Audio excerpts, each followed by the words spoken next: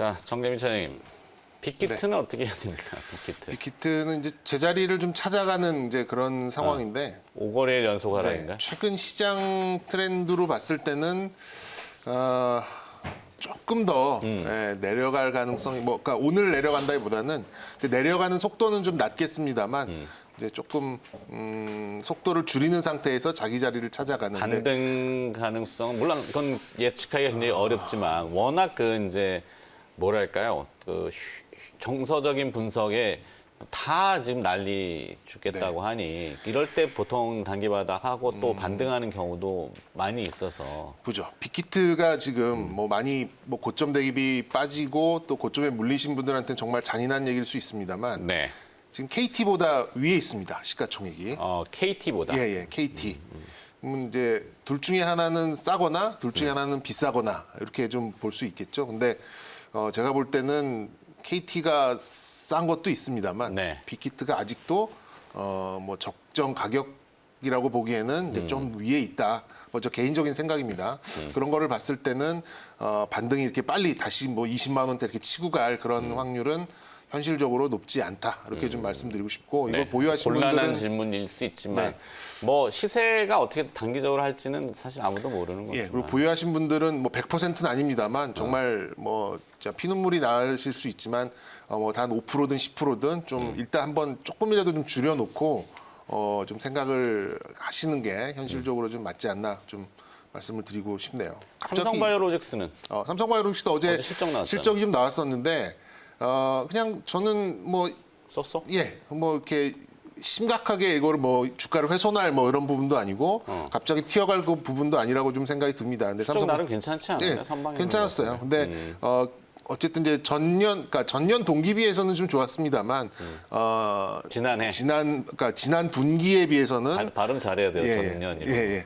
그러니까 작년에 비해서는 낮습니다만 지난 분기에 비해서는 이제 조금 미미한 부분이 좀 있어서 아무래도 시장에서는 이제 그런 것들을 감안하고 지금 60만 원대까지 좀 내려온 거라고 좀 생각이 들어서 이제 일단은 중립적으로 있을 것 같고 연말에 좀 이런저런 좀 대주주 이슈만 좀 피하고 나면은 저는 다시 상승 쪽으로 자리를 잡아가지 않을까 이렇게 좀 말씀드릴 수 있고요.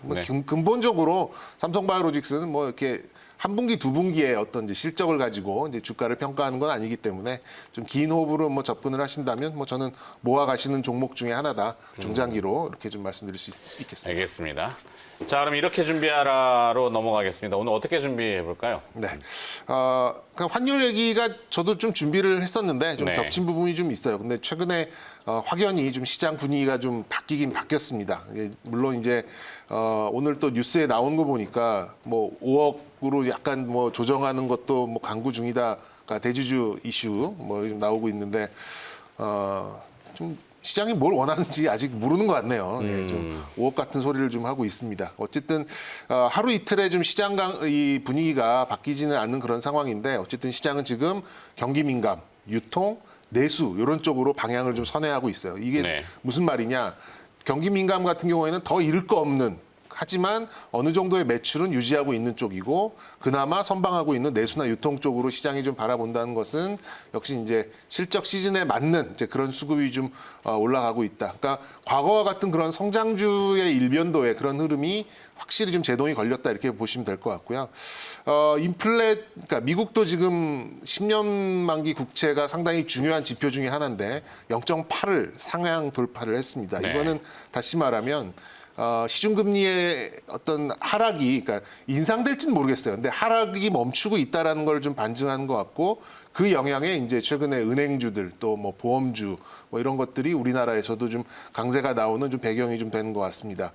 일단 올해 많이 오른 종목들은 대주주에 관련된 매도가 지속적으로 좀 나올 수밖에 없는 그런 쪽이니 아무래도 이제 매도 강도가 약한 쪽에서 시장은 우위를 보일 수밖에 없지 않나라는 생각이 들어서 저는 이제 이런 대주주 이슈에 극적인 반전이 없다면 저는 연말까지는 적어도 연말까지는 소형주보다는 대형주, 코스닥보다는 코스피 그리고 성장주보다는 가치주가 비교적 강세를 보이는 현상이 좀 나타날 가능성이 좀 높다라고 좀 생각이 들고요. 어쨌든 미국에서도 어떤 이 대선이 끝나고 나서는 누가 되던 간에 부양책을 내놓을 수밖에 없습니다. 이제 그 부양책이 어떤 쪽을 많이 자극을 하는 것일까? 요게 이제 좀 중요한 문제인 것 같은데 어느 후보가 되든 상관없이 이제 지속적으로 인프라 투자를 해 놓을 것이 5G입니다. 근데 네. 그 5G가 지금 최근 들어서 조금 소강 강면을 좀 보이고 있다 보니까 5G의 대표성 있는 뭐 KMW 같은 종목들은 저는 물론 좀 대주주 매도 압력은 있습니다만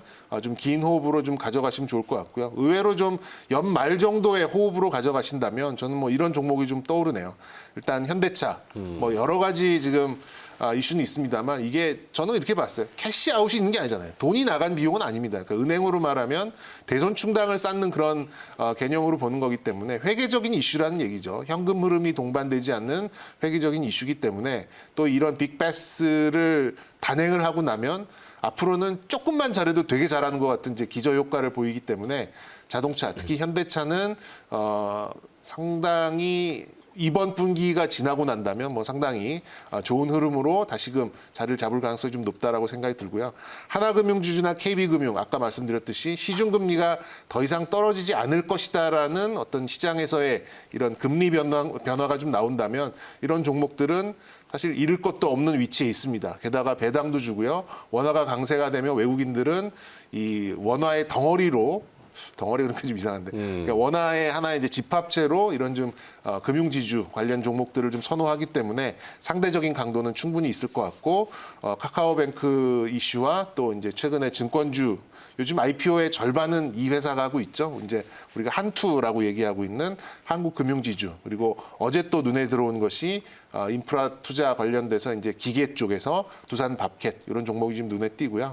가장 무난하게 접근하실 수 있는 부분 저는 현대차라는 생각이 좀 들고 좀 단기적 약간 연말까지의 이제 호흡으로 좀 접근을 하신다면 금융주 그 중에서도 계속 말씀드리는 한국금융지주 같은 종목도 무난하게 현재 시장을 좀 대안적으로 바라볼 수 있는 종목이다라고 말씀을 드리겠습니다. 네.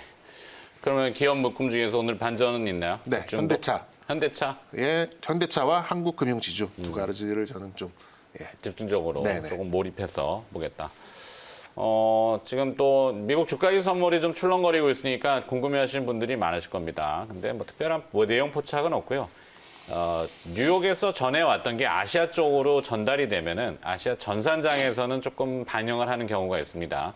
앞서 저희가 다 설명드렸던 내용입니다. 뭐 정치인들의 발언, 유럽의 봉쇄령 뭐 이런 것들, 그다음에 이제 경기 부양책에 대한 지연, 그걸 막 답답해하는 거죠. 그것이 그렇죠. 이제 미국 주가지 선물의 아시아 스크린 전산장에 지금 효과이기 때문에.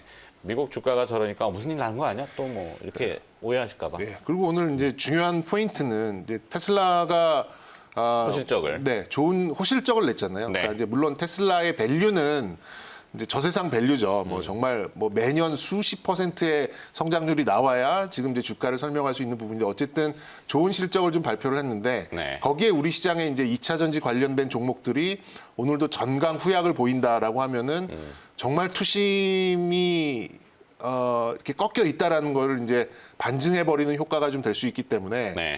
2차 전지 그러니까 테슬라의 호실적 효과로 2차 전지 개장 초반 효과가 조금 붙을 수 있는데 붙을 수 있는데 고장으로 가서 다시 또 내려가거나 뭐 밀려버리면 투자 심리가 이게 심리가 안 되는구나라는 게 또 지극히 나올 수 있기 위축되어 있는 때문에 걸로 반증한다. 일단 이 테슬라는 좋은 실적을 냈습니다만 2차 전지 관련된 종목으로 시초가에 이제 이렇게 좀 러시를 하는 그런 이제 매매는 조금 지켜보시고 네. 파악을 하실 필요가 있다라는 말씀도 좀 덧붙이고 싶습니다. 알겠습니다.